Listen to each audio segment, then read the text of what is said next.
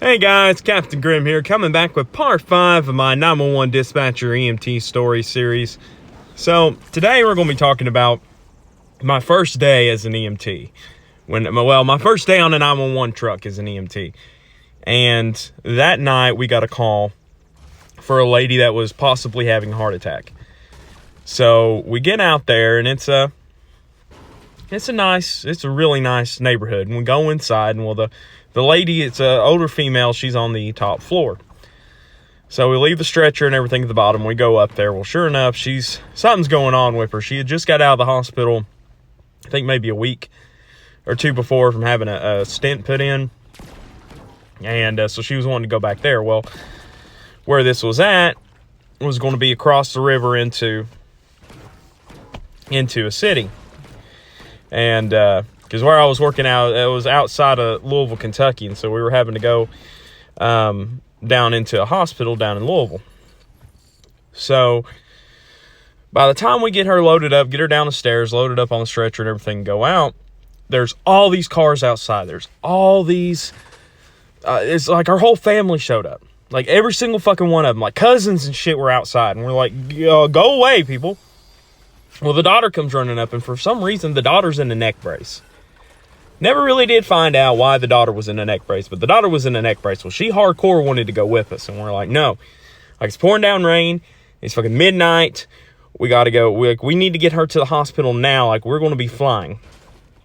Y'all, you need to drive, follow the rules of traffic and everything, because you can't just follow behind an ambulance and run red lights and everything else. You don't have lights and stuff on you. You'll get hit. You need to stay, you need to follow the rules of the road. So we get her loaded up and everything, and we take off. Well, like, everybody's following us. And the daughter, in the beginning, staying with us. But I'm driving, my medic's in the back, and I'm just hauling ass because we got a pretty good ways to go. And, we're sliding all over the road. At one point in time, all the lanes were blocked at a red light. And I had to go off the road in the median and almost didn't get back out. I thought the ambulance was going to tip over. And we made it back up on the road and went. Well, when we got to the bridge that we needed to go across the river, all the lanes were blocked on our side. And so I actually had to go into oncoming traffic slowly, which luckily, that side, there wasn't a lot of traffic coming that way, but I had to go in oncoming traffic to bypass everybody to get down in there. Well, as we were coming off the exit, let me tell you what, that was fucking scary. Driving in oncoming traffic in the fucking rain at midnight, trying to weave in between cars to fucking get this woman to the hospital. Like, I swear we were going to fucking die. That's probably one of the crazier things that I've done in this job. That was just absolute fucking madness. So anyway, as we're getting off the exit to go down to the hospital at this point, we go around a curve, and it becomes hard to steer. And I notice that all the lights have gone off. The siren is no longer going. And my brakes are hard as a rock. Well, we're coming down off this exit, and we're going towards an intersection where we have a red light, and there's all these cars going back and forth through there. So I know if I don't get this ambulance stopped before we get down there, we're going to get plowed. So that's one time in my life that I was thankful that, I'm a bigger guy, because I stood up completely on the fucking brake. I had to put my entire body weight on these brakes, because the ambulance had turned off. We had no power or anything, so I didn't have any power brakes. Like, there was nothing. It completely died. No battery, nothing. And but I was finally able to get it stopped. But I got it stopped just barely before we got hit. Well, I couldn't get the thing going again.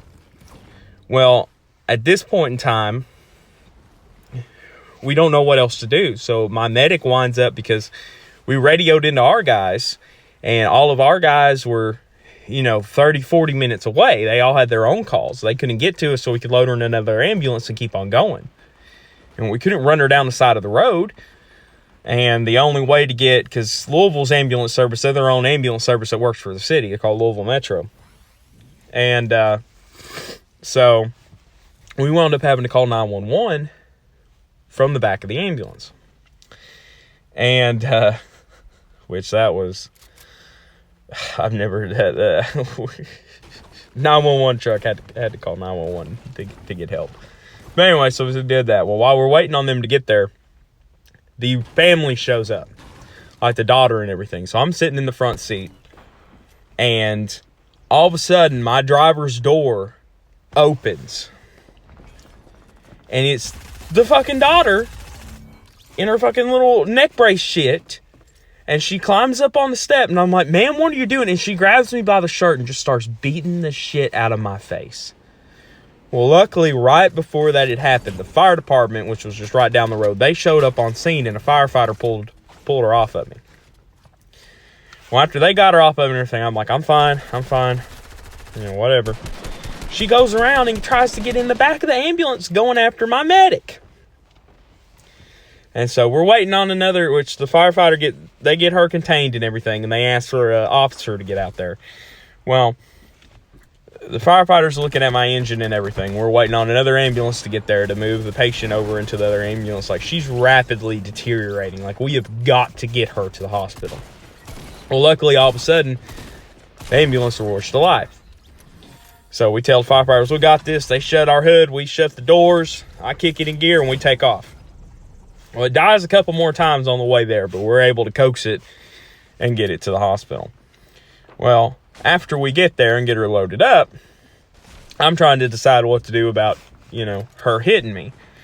Well, then we hear her talking about how she's wanting to sue us for the ambulance breaking down and everything else, which now she didn't really do any damage to me because she wasn't that big of a lady. She was a real small lady, and it didn't really do any damage to me. But she was talking about wanting to sue us because the ambulance broke down, which it wound up being there was something wrong with the battery connectors. We had to get new battery connectors.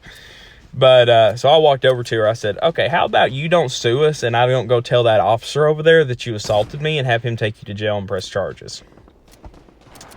And she looked at me and she thought about it for a moment and she said, okay, that sounds like a good deal.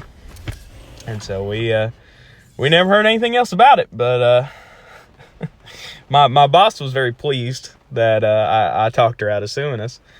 But yeah, that was my first day on a 911 truck. That was I think that was my second call. I'll tell you about my first call. It was my very first call was to go pick up a dead body. But that's a story for another day. If you guys enjoyed this, please leave a like on the video. Please leave a comment down below. Let me know that you liked it.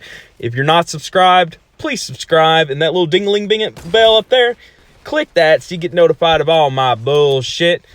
And you guys remember, I love you guys. You're absolute bloody fucking goddamn legends. Peace.